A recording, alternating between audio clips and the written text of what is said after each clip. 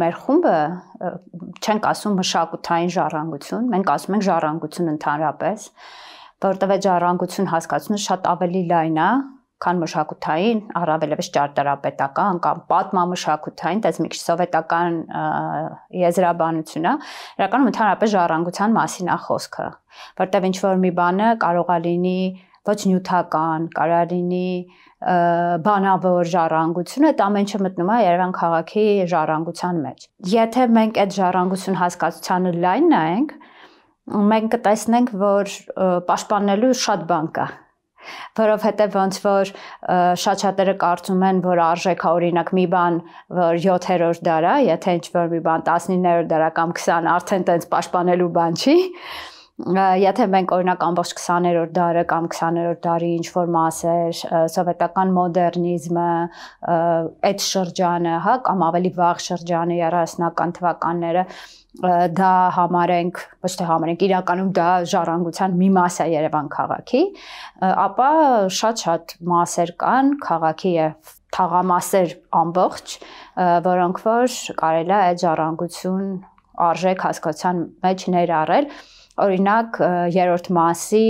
եռահարկ շենքեր կան, եթե չեմ սխալվում, կարող է հենց Բունյացյանի նախագծով են արված, կարելի է ստուգել, հետո մենք կստուգենք, ես քեզ նաև ցույց կտամ մեր կոմիտեն արել է Երևանի տարբեր մասերի մասին կարճ նյութեր, որոնցից մեկը հենց երրորդ մասի մասին է, որտեղ Վիգենը Գալստյան մանրամասն պատմում է այդ շենքերի մասին։ Կարելի է ասել, որ այդ քիչ թե շատ ժամանակակից կամ կինո Մոսկվան, կինո Մոսկվան էլ, բայց կինո Մոսկվայի ամառային դահլիճը օրինակ ինչ վիճակում է, վատ, կարելի է ուրախանալ, որ հաջողվեց այդ թվում քաղաքացիական շարժման շնորհիվ կասեցնել դրա ապամոնտաժումը, բայց մինչև հիմա այդտեղ եթե ավտոլվացման տեղը հանել են, համենայն դեպս լավ վիճակում չի, հա, եւ այդպես կմնա ամբողջությամբ կքայքայվի, բայց կինո Ռասիան օրինակ այդ շենքը համարվում է լավագույն նմուշներից սովետական մոդեռնիստական շրջանի կամ Սախարվի հրապարակում դեռ կան նմուշներ այդ հրշեջների շենքը ամբողջ Պուշկինի հատվածը, որոնք որ դեռ գոյություն ունեն, բայց անտեսված վիճակում են։ Դա միգուցե մի երկու հատված կամ օրինակ այն ժառանգությունից, որ միգուցե շատերը չեն էլ պատկերացնում, թե ինչքան կարևոր են մեր քաղաքի համար, բայց կա հա իմիջիալոց այդ տիպի բաներ կա, օրինակ Ալմաստ գործարանը, չգիտեմ եթե եղել եք թե չէ, բայց մի օր առիթ լինի գնացեք, ներսը պահպանվել են հոյակակ ֆրեսկաներ եւ շատ հետաքրքիր սովետական շրջանի խճանկարներ եւ այլն, եւ այդ տիպի բաներ լքված գործարաններ, որտեղ ներսը կան շատ հետաքրքիր հենց ժառանգության հատվածներ, Ալմաստը միակը չի։ Սա անհայտ շերտերը։ Իսկ հայտնի շերտերը, որոնք որ հենց հիմա վտանգված են, ու մենք տեսնում ենք պարոն Ավինյանը արդեն հայտարարել է դրանց մասին, դա նախ եւ առաջ Կոնտ թաղամասն է, բայց նաեւ Նորագյուղը, Սարիթաղը, այլ տեղեր, որտեղ որ կան այդ ժառանգության տարբեր շերտեր։ Մեկ տարբեր երկրներ, ավելի շուտ տարբեր քաղաքներ այդ հարցում որդեգրել են տարբեր մոտեցումներ կամ տարբեր քաղաքականություն։ Կան քաղաքներ, ասենք Փարիզի նման, որտեղ որ ընդհանրապես արգելված է անգամ սեփականատիրոջը որևէ բան առանց թույլտվության փոփոխել։ Դրա համար այդ հին Փարիզի մասը, այսինքն հիմնական Փարիզի մասը, այդտեղ գրեթե նոր շենք, նոր արարություն, նոր կառույց չկա եւ քաղաքը ապրում է իր հին շնչով եւ նորոգելուց, նորոգումներ անելուց բոլորը շատ խիստ ռեգլամենտացված է, թե ինչպես են, հա, կան ինչ-որ այնտեղ մեծ շուկա կա, որ քանդել են, բայց մեծ առումով իրանց մոտեցումը դա է։ Կա Լոնդոնը, որը հակառակը այդ հինը պահելով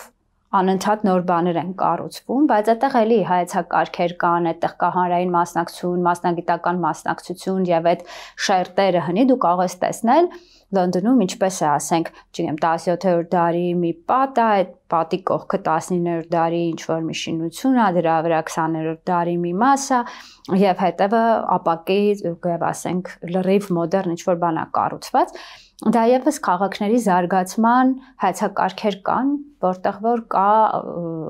դրա մոտեցումներ։ Երևանի խնդիրն է, որ այդ բոլոր հայեցակարգերը ըստ էության գոյություն չունեն, Երևան քաղաքի գլխավոր հատակագիծը ընդունվեց առանց պատշաճ հանրային եւ մասնագիտական քննարկումների եւ մեզ մոտ ամեն ինչ արվում է վերևից ներքև առանց թե մասնագիտական, թե հանրային կարծիքը հաշվի առնելով։ Այնպես որ կան մոդելներ եւ ցանկության դեպքում կարելի է այդ մոդելները գոնե քննարկել, մոդելների մեջից ընտրել Երևան քաղաքի համար ամենահարմար տարբերակը, մեր կոմիտեի ճարտարապետ անդամները, շատ փորձված մարդիկ եւ քաղաքային պլանավորման մասնագետներ ունեն առաջարկներ, ունեն մոտեցումներ, որոնք որ հիմնված են իրենց փորձի վրա, մասնագիտական կարողությունների աշխարհայացքի, բայց այդ ամեն ինչը հակասում է մեր քաղաքային իշխանությունների տնտեսական ծրագրերին եւ դրա համար Երևան քաղաքում չկա մասնակցային կառավարում, չկա մասնակցային որոշում կայացնելու որևէ լուրջ նախադեպեր։ Դու պետք է ունենաս երկարաժամկետ տեսլական, այսինքն դու մտածես, որ հիմա ներդրում են սանում հին շենքը վերանորոգելու, պահպանելու մեջ, ինչպես արեցին օրինակ Դոլմաման կամ արեցին այն ժամանակվա գուրու սրճարանի տերերը, որ հիմա մինը ռեստորանն է, որ գրեթե չեն փոփոխել, դա Վարազդատ Հարությունյանի ճարտարապետ ակադեմիկոս տունն էր եւ այդտեղ պահել են իր աշխատասենյակը, փորձել են վերանորոգել դա, պահպանելով նյութերը, ձևը, այգին եւ այլն, այդպիսի նախադեպեր Երևանում կան։ Դա թանկ բան է, էժան բան չի վերանորոգել հին ձևով պահելը դա, բայց երկարաժամկետ կտրվածքով իհարկե դա պիտի որ իրեն արդարացնի, բայց քանի որ այս բոլոր process-ները կապված են քաղաքական process-ների հետ եւ իշխանության եկած մարդիկ հասկանում են, որ շատ հավանական է, որ մյուս ընտրական ցիկլում իրանք չընտրվեն կամ այլևս իրանք չլինեն եւ իրանք չեն ուզում տեսնել երկարաժամկետ պլանավորում կամ երկարաժամկետ տնտեսական օգուտներ, իրանք մտածում են, ինչպես մեր գոլեգաներից մեկն է ասում, մեր կոմիտեի անդամներից, իրանք մտածում են քառակուսի մետր դոլար տրամաբանությամբ, ինչքան հնարավոր է քառակուսի մետր դոլար կառուցել փոքր մակերեսի վրա մեծ շենք, որը հնարավոր է վաճառել եւ ինչքան կարելի է արագ այդ օգուտները ստանալ, ձեռք բերել, կիսել, մի մասը կառուցապատողները, մի մասը տարբեր կոռուպցիոն ճանապարհներով նաեւ որոշում կայացնողների գրպանները կգնան։ Այնպես որ դա ուղիղ քաղաքական հարց, ընդհանրապես քաղաքների զարգացումը, դա ապա քաղաքական հարց չի, շատ ուղիղ քաղաքական հարց է։ Ակտիվիզմը որպես այդպիսին լինի բնապահպանական, լինի քաղաքային ժառանգության, լինի բազմաթիվ այլ ոլորտներում շատ ավելի ցածր մակարդակի վրա է հիմա, քան երբևէ եղել է վերջին, չգիտեմ, 20 տարվա ընթացքում, եւ այդտեղ տարբեր պատճառներ կան, այդտեղ կա եւ հետ պատերազմյան տրավմատիկ վիճակը հասարակության եւ կա մեծագույն հիասթափություն, երբ ոչ մի արդյունքի չես հասնում դնելով հսկայական ջանքեր դրա մեջ եւ կա մասնագիտական համայնքների մեջ պարակտվածություն եւ որտեվ այդ համայնքի մի մասը աշխատում է այս նոր պրոյեկտների վրա եւ այդտեղ կա նաեւ շահերի բախում եւ իհարկե Ուսմա կարևոր է դա ասել, որ եթե 18 թվականից առաջ մենք գործ ունեինք հակադրվող ակտիվիզմի հետ, որովհետև մեծ մասս համարում էինք, որ իշխանության եկած այն ժամանակ մարդիկ հակոտնյա են եւ հակոտնյա ախոյան ասենք կամ չգիտեմ ինչ ասեմ, հակոտնյա օպոնենտի հետ նաև դիմադրության ճանապարհը միգուցե հաջողության կարող է բերել եւ որոշ դեպքերում բերել է, ասենք, Մաշտոցի պուրակը, կամ կինո Մոսկվայի ամառային թատրոնը եւ այլ դեպքեր էլ կան փոքր։ Ապա 18 թվականից հետո, երբ իշխանության եկան մեծ առումով համախոհ մարդիկ, շատ շատերը կարծեցին, որ դիմադրության էջը պետք է շրջել եւ պետք է համագործակցության ճանապարհով գնալ, այդ թվում էր խումբը։ Եվ նույն Ֆիրդուսի թաղամասի հարցով մենք փորձեցինք շատ կառուցողական ճանապարհով գնանք Երևանի քաղաքապետարանում, ավական նույնիսկ գումարվեց այդ թեմայով, մենք հայտարարեցինք այլընտրանքային նախագծերի մրցույթ եւ մրցույթի արդյունքները ներկայացրեցինք կառավարությանը, փորձեցինք գնալ դիալոգի ճանապարհով, բայց վերջում նույն արդյունքը ունեցանք, ինչ ասենք Հյուսիսային Պողոտայի կամ Բուզանդի փողոցի պարագայում, այսինքն հիմնահատակ քանդվեց Ֆիրդուսի թաղամասը իր բոլոր ժառանգության պատմության շերտերով եւ կառուցվեց նույն Նարեկ Սարգսյանի նախագծով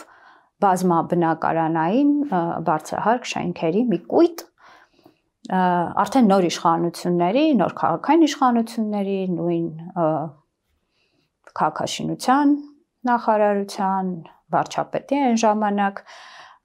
փոխվարչապետ Ավինյանի եւ հետո քաղաքապետ Տիգրան Ավինյանի անմիջական մասնակցությամբ։ Եվ դա այլ տեսակի թևաթափ է անում մարդկանց, երբ քեզ համախոհ կամ թվացյալ արերևույթ համախոհ մարդիկ վարվում են ճիշտ այնպես, ինչպես մարդիկ, ում դու համարել ես կամ ուժեր, ում համարել ես քեզ հակոտնյաս։ Ինձ թվում է, որ դա էլ եմ ասում, միայն քաղաքային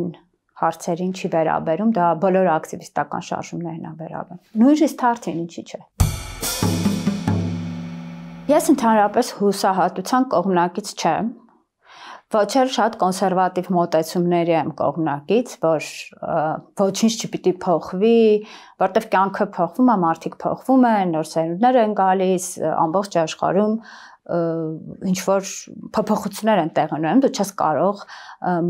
այսպես շատ կոնսերվատիվ մոտեցումներով գնալ առաջ։ Այո,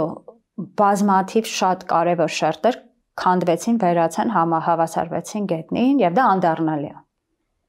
Ֆիրդուսի թաղամասը էլ հնարավոր չի վերականգնել, Հյուսիսային Պողոտան, այդ ամբողջ տարածքը, որ Երևանի պատմական ժառանգությունն էր եւ Երևանի, ես կասեի նաեւ սոցիալական հյուսվածքի մի մասն էր, ընտանիքների պատմություններ, բակերի պատմություններ, մի ամբողջ կենտրոնում ապրող մարդկանց, իրենց ունեցվածքի, իրենց պատմությունների, իրենց ընտանիքների, իրենց անցյալի պատմությունները այդ ամբողջը վերացվեց։ Եվ դա անդառնալի անհնար է։ Այսինքն անգամ եթե դու սարքես հին Երևան, այսպես ասած նախագիծ, որը փորձում է սարքել, այն մահացած մեռելածին մի բան է, որտեղ ոչ այդտեղի մարդիկ կան, ոչ այդտեղի մարդկանց միջև կապերը կան, ոչ էլ այդ տեղի հետ կապը կա։ Բայց ես չէի ասի այսինքն ամեն ինչն էլ անդառնալի է, այդտեղ երկու կարծիք լինել չի կարող։ Բայց դեռ կան Երևան քաղաքում շատ կարևոր թաղամասեր, շինություններ, այգիներ, որոնք որ գոյություն ունեն եւ որոնց պաշտպանության համար նույնքան ջանք է հարկավոր, որքան առաջ, եւ ես ենթադրում եմ եւ հույս ունեմ, որ կոնտ թաղամասին երբ գործը հասնի, այդ դիմադրությունը նորից կլինի։